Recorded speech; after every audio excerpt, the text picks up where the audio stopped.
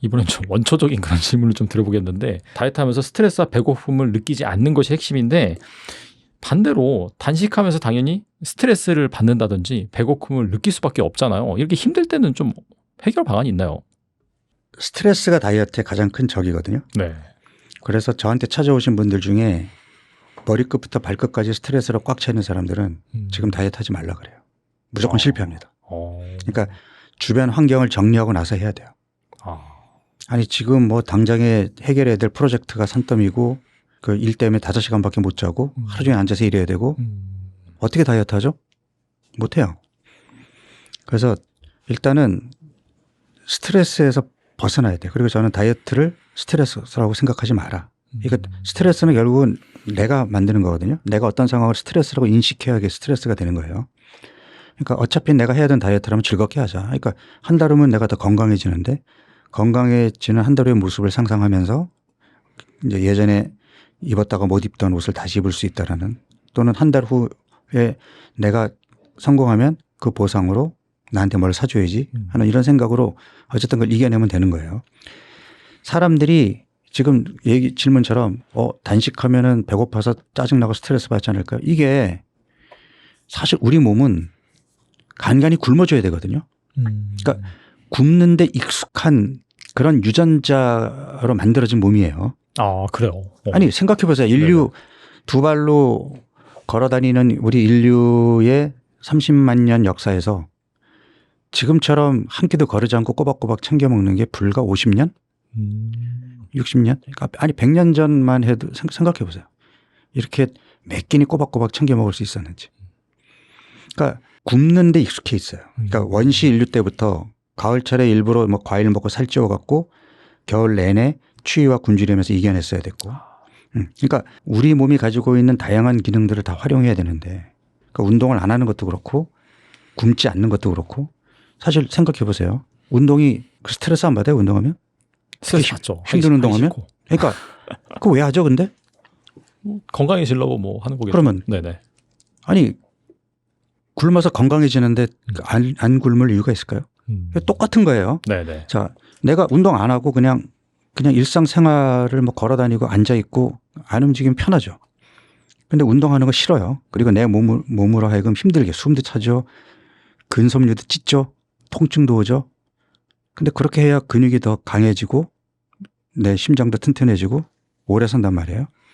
그러니까 아니 몇 끼니 먹으면 편한데 왜 굶으라 그러지? 근데 굶어야 자가포식이라 그래서 내 몸에 젊은 세포들이 만들어지고 그다음에 이제 차 있던 그 저장 창고도 좀 비우고 이러면서 신진대사도 다시 회복이 되고 염증도 가라앉고 아니 건강에 긍정적인 효과가 엄청 많은데 안 굶을 이유가 있나요?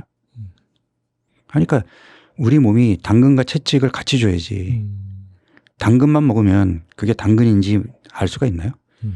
채찍이 있어야 당근의 맛을 아는 거죠. 그렇죠. 굶어봐야 내가 음식에 대한 만족감, 포만감을 느끼는 거죠. 그러니까 정말 맛있는 음식이 뭐 존재하는 게 아니라 얼마나 내가 이제 뭐 운동을 했는지 굶었는지 거기에 따라서 상대적으로 이게 훨씬 더 맛있어지는 그렇죠. 그런 거겠네요. 진짜. 그렇죠. 우리 몸에 당근과 채찍을 저는 주는 게 필요하다고 봅니다. 그리고 또 원장님께서는 애주가라고 이제 밝히셨는데 술을 마셔도 살이 찌지 않는 또 비결? 원장님의 새끼 식단이 뭔지 궁금하네요. 술을 마셔도 살이 찌지 않는 몸이 아니라 술을 마시기 때문에 건강을 더 챙기는 거죠. 더 챙긴다, 신경을 쓴다. 그런 네. 식으로 이해하면 되겠군요. 하고 싶지 않은 운동, 저 운동 굉장히 싫어하거든요. 네, 저는 어렸을 때부터 책상에 앉아서 공부만 했던 사람이라 뭐 운동 신경도 둔하지만 운동이 익숙하지가 않으니까 운동하는 거 진짜 싫어하거든요. 근데 운동을 해야 되잖아요. 왜냐하면 내가 술을 마시고 사람들이랑 어울리려면 건강한 몸을 유지해야 되니까. 네. 운동해야죠. 그리고 술은 백해무익이거든요. 몸에 안 좋아요. 몸에 안 좋기 때문에 술 이외에 몸에 나쁜 거는 1차 먹습니다. 담배라든지 뭐. 네. 그러니까 저는 심지어 설탕 아예 안 먹고요. 밀가루도 뭐 가급적이면은 뭐 특별한 모임이나 행사 그런 자리 아니면은 잘 안 먹어요. 건강식으로만 챙겨 먹습니다. 그리고 다이어트 할 때 흔히 찾는 게 계란이라고 하더라고요. 그리고 한 외국 의사가 한 달에 720개나 되는 그 달걀을 먹고 건강해졌다라는 그런 사례도 있고, 원장님께서는 그 매일 한 계란, 달걀 몇 알 정도가 적당하다고 보시나요? 근데 저는 역으로 질문 드리고 싶은 게 그게 왜 중요하죠?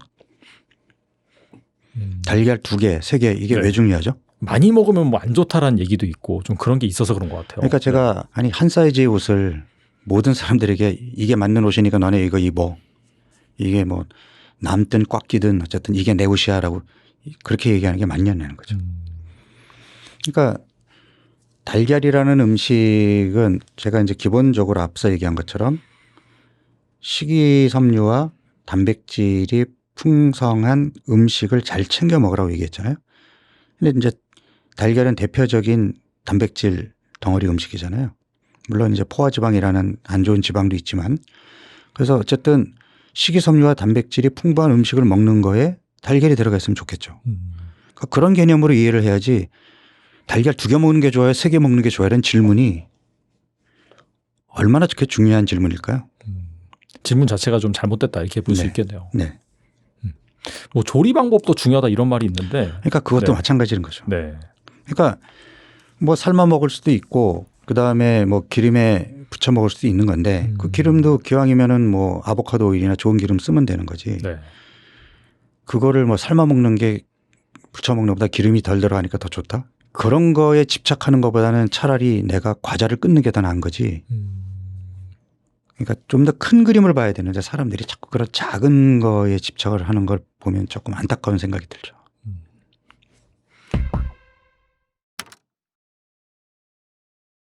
그리고 이제 운동을 앞서 이제 싫어한다고 하셨지만은 또 건강하게 또 사람들과 어울리기 위해서는 운동을 또 한다고 하셨는데, 걷기를 이제 운동이 아니라고 이제 말씀하신 걸로 알고 있는데 1시간씩 또 뭐 몇만 보씩 걷는 사람도 있잖아요. 이런 케이스 같은 경우에도 운동 효과가 없을까요? 그러니까 이를테면 우리가 이제 병원에 가면 치료를 하잖아요. 그 치료라는 것이 약물 치료도 있고 뭐 주사도 있고 또는 물리 치료도 있고 뭐 재활 치료도 있고 다양한 치료가 있어요. 그러면 운동을 치료의 개념으로 보고 들어갈 때 그러니까 약을 한번 생각해 보세요. 약이라는 게 용법 용량이 있잖아요. 그러니까 하루 3번 먹어라 또는 하루 2번 먹어라 뭐 1알 먹어라 2알 먹어라 용법 용량이 있단 말이에요. 운동의 용법 용량은 어떻게 될까요? 그러니까 예를 들어서 걷기가 건강에 도움이 돼. 나 하루 10,000보 걸어야지. 나 6시간 등산해야지. 운동에 효과가 있을까요? 예를 들어서 혈압약을 하루에 1알씩 먹으라고 처방을 받아왔어요. 나 귀찮은데 그냥 일요일 날 7알 먹어야지. 효과 있을까요? 그러니까 용법 용량을 맞춰야 그 운동이 내 몸을 바꾸는 효과가 나타날 거 아니에요. 아니 그러니까 약이 좋다고 그냥 1알 먹을 걸 3알 4알 먹으면 효과 있나요?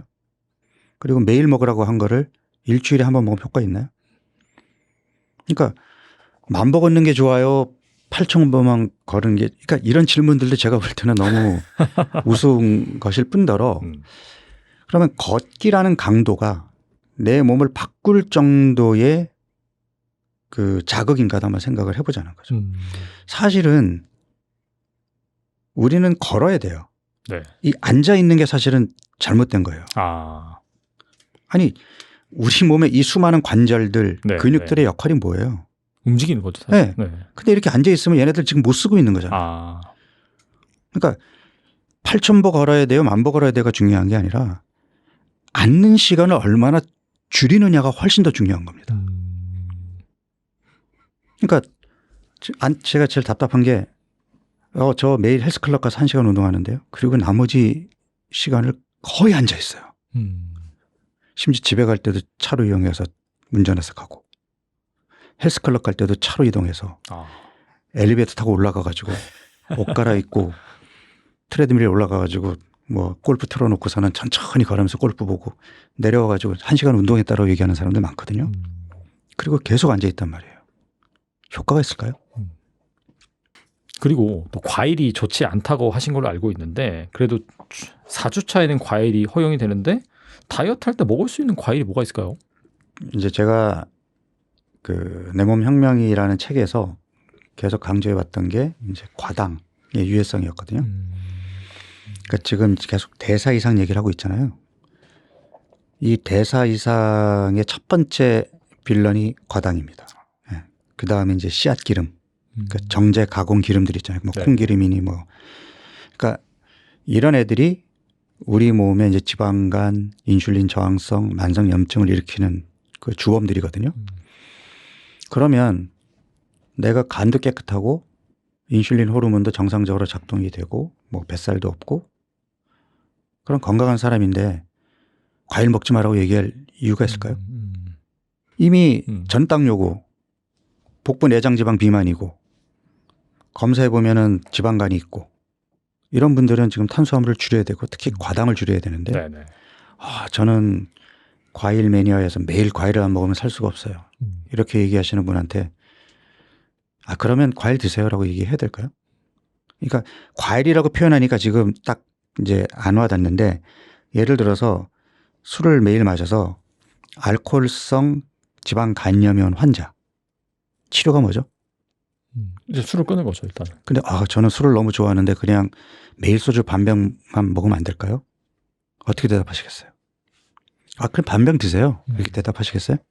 그래서 줄여야죠. 네. 아니 줄이는 게 아니라 끊어야죠. 네네. 그러니까 지방 간염이 치료될 때까지는 아니 간에 기름이 끼어 있는 원인이 술인데 그러니까 일단 술을 끊어서 지방간을 정상으로 돌려놓고 그 다음에 내가 좀 절주를 하든 그렇게 하는 거지.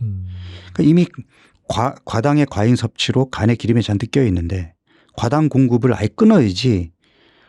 그걸 좋아한다 그래서 그러면 조금만 드세요 라고 얘기하는 게 과연 치료라는 거죠. 그러면 언제까지 끊어야 돼요? 이렇게 물어볼 거 아니에요. 그래서 내가 한 달이라는 프로그램을 만든 거예요. 이게 더 합리적 아니에요? 그러니까 한 달 동안 과당과 술을 끊고 그다음부터 절주를 하고 과당 섭취를 좀 신경 쓰고 그러니까 그게 관리잖아요. 그러니까 치료와 관리를 이렇게 분리하는 게 맞는 거 아니에요? 저는 제가 생각하는 이 논리가 합리적이라고 생각하는데 어떻게 생각하십니까? 합리적인 것 같습니다. 네, 오늘 나와주셔서 정말 좋은 말씀 많이 주셨는데 끝으로 이 영상을 보고 계신 분들 위해서 한 말씀만 부탁드립니다. 그러니까 건강에 대해서 지금 뭐 정말 온갖 정보들이 정말 난무하고 있는데 특히 뭐 유튜브라든지 뭐 인스타라든지 이런 소셜 미디어를 통해서 전문가들이 이제 다양한 건강 정보들을 내고 있잖아요. 제가 이제 여기서 강조드리고 싶은 게 뭐냐면 중용의 미덕입니다. 뭐든 과잉도 안 좋고요. 결핍도 안 좋은 겁니다. 특정한 것이 좋다고 해서 그것만 챙겨 먹는 것도 바람직하지 않고 뭐가 안 좋다고 그래서 아예 뭐 끊어버리겠다라고 하는 것도 바람직하지 않고 그러니까 내 몸에 맞는 그러한 건강 정보를 조금 밸런스 있게 받아들일 수 있는 지혜를 가져보시기 바랍니다. 네, 원장님 말씀 들으면서 정말 맞춤형, 개인의 맞춤형 그런 또 치료법이 있고 그런 다이어트 방법이 있으니까 꼭 출간하신 책도 한번 읽어보시고 그다음에 나 혼자 하기 정말 어렵다라고 하신다면은 정말 직접 찾아가셔가지고 좋은 솔루션 받아보시면 좋을 것 같습니다. 네, 지금까지 박용호 원장님 나와주셔서 감사합니다. 네, 감사합니다.